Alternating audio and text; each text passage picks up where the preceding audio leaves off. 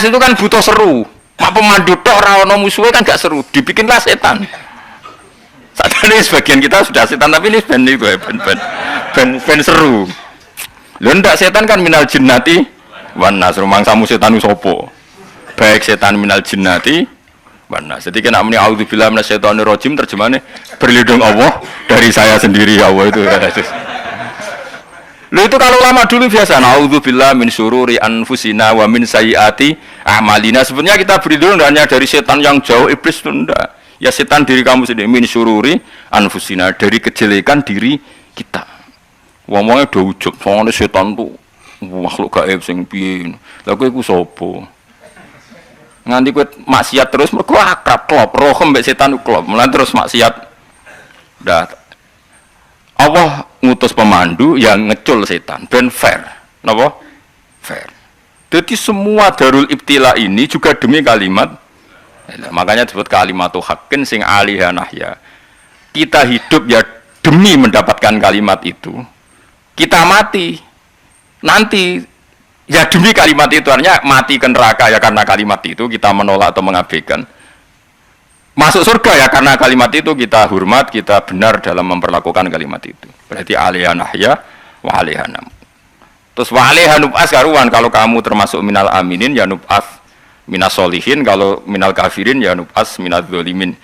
Tapi semua desain dunia ini hanya demi kalimat la ilaha illallah Muhammadur Rasulullah. Ini kan penting. Bagaimana mungkin kemudian kalimat sesakral ini, sehebat ini, kemudian ada orang tahlil kamu tidur. Kok iso, kula janggal kok iso wong turu. Misalnya kayak mangkel, kula mangkel sing mimpin Gus, wira barbar. Bagaimana mungkin kalimat yang menyelamatkan Anda kemudian Anda anggap problem? Elek gak? Elek. Apalagi kamu anggap ini bid'ah. Nak cara kula oke lah, ndongakno mayit itu gak ono tuntunan Nabi. Tahlilan gak ono tuntunan. Tapi wis muni tok kono tok. Artinya muni tok kono tok ora usah nyerang kalimat, enak kalimat tetap kalimah thayyibah. Soal kowe ra seneng sing tahlil, mergo tiga profesi lah iku wonge wae gedhinge aja geman. Ya saya misalnya, saya kadang enggak cocok sama mubalek karena kadang profesi. Tapi saya tidak pernah anti pengajian, bagaimana itu membawa syiar Islam. Tapi kalau mubalek kadang ora seneng, kadang takon entuk piro. Bareng sangoni sithik, kok sumpah mek transportasi ini. Lah wong ngono kok seneng iku piye? Tapi kowe terus gedeng keliru iku sing gawa syiar Islam. Mana ada pengajian didengar orang banyak tanpa mubalek? Gak iso. Ini iso melepukno barang-barang ra penting dari penting iso.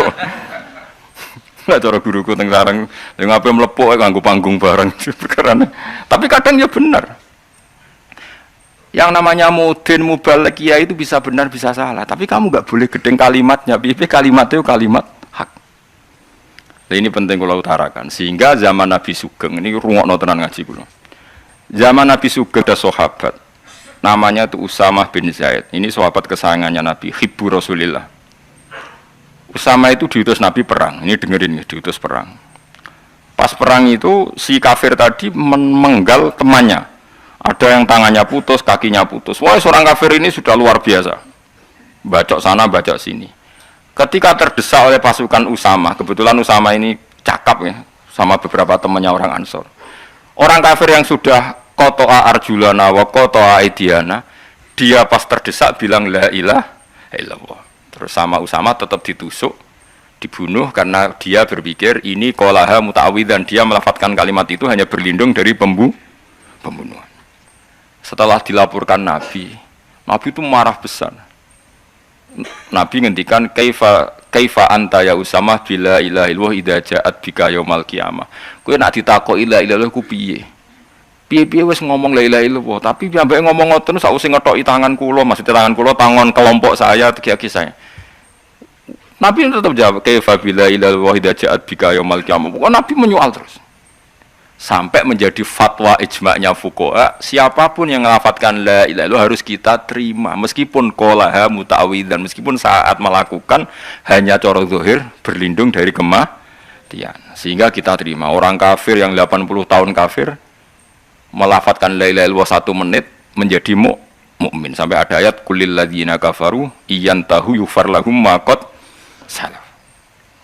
Ini kalimat yang sakral, bahkan kafir yang 80 tahun saja menjadi mukmin hanya karena ngelafadzkan la ilaha illallah. Mulane yang ngaji saya, yang seneng saya, jangan pernah kamu mengatakan ada bid'ah yang orang bisa jadi kafir. Bagaimana mungkin orang mukmin yang ke kuburan dan melafadzkan la ilaha illallah kamu katakan kafir? Padahal kalimat ini yang kafir 80 tahun saja menjadi mukmin. Saiki ana wong lafadzno la ilaha illallah mergo salah tempat pinggir patok mbok arani kafir. Kok aneh. Wong sing kafir 80 tahun dadi mukmin iki gara-gara ngafadzno la ilaha illallah dadi kafir. Mergo mau salah tempat ning pinggir apa? Patok. Boyo nek ora cocok muni nganggur, wong sering ziarah ku nganggur. Nyatane ya tenan. Cara dekne pegawai negeri ora sering ziarah. Nah iku tapi ora usah muni kafir, nek muni kafir gak mungkin lah. Coba kalimat ini itu orang kafir yang 80 tahun menjadi apa coba dengan melafadzkan kalimat ini? Mukmin kan? Berarti kalimat ini adalah kalimat penghilang kekafiran. Lalu karena dilafadzkan secara salah dianggap kafir. Hanya karena bid'ah itu tidak mungkin. Makanya sebetulnya Wahabi yang alim-alim itu tidak berpendapat demikian. Saya punya beberapa referensi Wahabi yang alim itu tidak pernah mengkafir-kafirkan orang karena perdebatannya seperti itu. Tapi saat ini wis kuwajo. Sebenarnya kalau orang alim itu ya mirip-mirip, entah Wahabi entah tidak mirip-mirip. Karena kalimat tadi. Wahabi itu kitab terbesarnya itu Ibnu Taimiyah. Ibnu Taimiyah itu punya murid Ibnu Qayyim Al-Jauziyah. Sampai sekarang saya lihat di fatwanya Ibnu Taimiyah itu begitu hormat sama orang-orang kita ini sama. Tapi tahu-tahu lewat penyaduran sana sini terus menjadi kacau. Jadi kalau balen malih sampai anak kepengen duwe nikmat batinah seperti tadi yang saya utarakan. Swarga dicipta sedemikian mewah ya demi yang menerima la ilaha illallah. Terus neraka dibikin se ekstrim itu juga bagi yang nolak. Kemudian dibikin daru pelatihan yaitu dunia ya karena kalimat berarti kalimat ini luar biasa. Wa biha qamatis samawati wal ardu. Kalimat ini pulang menjadikan langit bumi berdiri. Bon. Lalu sekarang kita bisa ngomong, bisa berpikir, bisa ngadekno BPKB macam-macam. Itu karena kita sendiri apa karena kudratullah? Saya tanya. Karena kudratullah. Kalau karena kudratullah, apa susahnya Allah bikin kemampuan tanah ini nangis, tanah ini susah. Wong podo-podo kowe iso nangis, iso mikir ya mergo kudratullah, ndak karena kamu. Harusnya ya sama, bumi-bumi ini bisa menangis juga karena kudratullah. Makanya bumi ini menangis ketika enggak ada orang yang sujud. Iku ya mungkin. Wong zaman kowe iso nangis ya krana kudratullah, mestine bumi yang kamu katakan benda mati, hakikatnya dengan kudratullah juga sama dengan kita. Mulane tenggene kitab Al-Husunul Hamidiyah, kula ngrasa utang tenan mbek kitab niku. Dulu saya ngaji 2 tahun kitab Al-Husun. Kitabnya kecil tapi saya ngaji itu 2 tahun. Berkali-kali saya ulang. Itu beliau cerita gini. Dia yang ngarang itu orang alim, kebetulan dia orang India. Memang kelebihannya kitab dikarang orang Arab itu luweh bulet. Wong Arab kan semuanya Islam, karangannya itu standar. Ini dikarang orang India. Di Tonggo Blodor, di masjidnya, dikarang ulama yang masyarakatnya itu ndak karu-karuan. Beliau cerita itu gini, manusia itu punya satu kebodohan, di mana kebodohan itu disebabkan oleh robtul asbab al-adiyah, mengkaitkan sebab sing biasa-biasa. Misalnya gini, zaman saya kita omongi, misalnya ada orang bilang gini, batu ini nanti itu menjadi ayam, orang bilang mukhal apa enggak? Enggak, jawab saja, mukhal. Kenapa bilang mukhal? Karena dikira enggak bisa kan? Enggak, jawab saja, jawab satu-satu. Batu ini menjadi ayam, kamu jawab mukhal. Alasannya apa? Alasannya tidak mungkin terjadi, apa kamu tidak bisa? Sebetulnya karena kamu tidak bisa. Udah. Kalau dekne nyontokno mbok tau ning Indonesia ben nyontokno iku koyo klungsu lah, anak apa biji asem nek ngene derene apa? Klungsu ya. Lau ukhbiro dzakar rajul, andai kan orang itu kamu kasih tahu, klungsu ini biji asem itu, biji pohon asem itu. Nanti yang kecil ini suatu saat besar. Setelah besar buahnya banyak, tambah besar, tambah besar. Terus orang bilang mungkin. Ketika bilang mungkin itu karena dia bisa, apa hanya karena menyaksikan berkali-kali ada kejadian nak klungsu ditandur, iku iso dadi gede. Coba sama jawab. Karena dia bisa, apa karena hanya menyaksikan itu sering terjadi? Hanya menyaksikan. Artinya zaman dia mengatakan mungkin, itu pun tidak memberi kontribusi ikut buat. Ya enggak? Tetap bergantung kudrahnya Allah. Dia hanya bilang mungkin karena sering melihat. Sebenarnya dia enggak sama sekali memberi kontribusi. Lah ya darani mungkin ya ora urun. Paham ge? Lalu kenapa dia kecangkeman terus muni wong wis mati dadi lemah gak mungkin dadi manusa meneh. Lho zaman dadi manusa sing wis ngene iki kok mani dene lah melo gawe. Terus muni mungkin mergo sering terjadi, sering roh, sering bersaksi. Berarti sebetulnya manusia itu pakai ukuran dia mampu tidak mampu apa pakai ukuran bersaksi melihat. Bersaksi. Nah ini kan problem kita sebagai manusia itu problem. Mulane disebut wa kanal insanu dzaluman jahula wis goblok aja-aja. Mergo manusa iku nek wis goblok aja-aja. Makanya saya kemarin diminta ngisi di pondok kajen.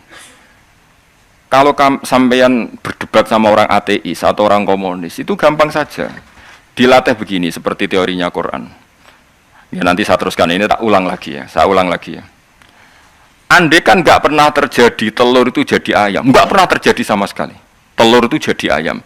Terus kamu mengasih tahu orang tadi, telur ini loh nanti jadi hewan yang hidup terus terbang. Mesti dia bilang muhal, mau benda mati kok nanti jadi benda hidup yang terbang ngalor ngidul.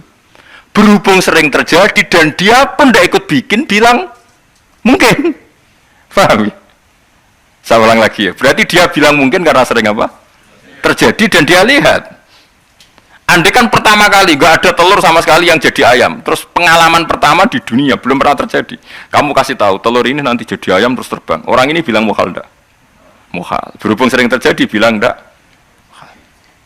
Nah berarti kita nanti bangkit dari kubur gampang saja bagi Allah. Cuma belum pernah terjadi kamu mengatakan muhal. Nah makanya otak kita harus dibenahi. Makanya jogeman percaya yang pernah kita lihat, yang sering kita lihat. Percayalah dengan akal, tapi akal waras loh. Karena waras itu serepot tatanannya wangil. Makanya Islam itu melatih. Kul falillahil hujjatul balighah. Misalnya begini ya, dulu kalau Gerwani atau PKI atau siapa saja lah, itu kalau melatih anak-anak TK, makanya seorang ulama harus punya kecakapan penjelasan ibanatul ahkam. Itu anak-anak kecil dilatih. Anak-anak kamu terpejam, mintalah manisan sama Allah. Ya Allah saya minta manisan, saya minta permen. Terus disuruh buka, dapat nggak anak-anak? Nggak dapat bu, wah berarti Allah nggak ada. Sekarang minta sama bu guru. Bu guru kami minta permen dikasih. Berarti yang ada bu guru bukan Tuhan gitu. Akhirnya jadi gerakan ateisme. Nah sebetulnya untuk melawan gerakan itu kita harus melatih begini misalnya gini. Saya itu pernah ketemu sama orang yang berpikiran komunis. Oh komunis cekek. Dia nantang saya gini, Pak, pokoknya saya tidak bisa menerima konsep Tuhan. Sebelum Anda bisa menjelaskan kenapa ada Tuhan. Jadi, bocah kok elek ini. Aku ngerti aja, sak cerdas ini tetap cerdas aku yakin tetap cerdas aku. Rasanya selain raine seram meyakinkan, saya pikir tetap cerdas. Kalau itu kan wong Quran, artinya punya pikiran panjang. Mungkin di antara orang Islam kita ini tidak punya kecakapan menjelaskan. Tapi kalau orang sering baca Quran, apalagi dia ngaji tafsir ya, yang waras maksudnya waras lah. Terus rapati seneng duit, barang ini penting ya. Kalau seneng duit, wis mari goblok. Yakin ulama seneng duit, mari goblok tak jamin. Wis. Umpama alim wis kelas B, kelas C gak bisa, tahqiq gak bisa. Kalau tahu dikandani konco kulo riyen ambek jenengan udah wis kaca akeh. Lah kenapa? Cok seneng duit kulo. Subhanallahi wa bihamdihi adada khalqihi wa ridha nafsihi wa zinata arsyihi wa kalimatih. Subhanallahi wa bihamdihi adada khalqihi wa ridha nafsihi wa zinata arsyihi wa kalimatih. Subhanallahi wa bihamdihi adada khalqihi wa ridha nafsihi wa zinata arsyihi wa kalimatih. Subhanallahi wa bihamdihi adada khalqihi wa ridha nafsihi wa zinata arsyihi wa kalimatih. Subhanallahi wa bihamdihi adada khalqihi wa ridha nafsihi wa zinata arsyihi wa kalimatih. Subhanallahi wa bihamdihi adada khalqihi wa ridha nafsihi wa zinata arsyihi wa kalimatih. Subhanallahi wa bihamdihi adada khalqihi wa ridha nafsihi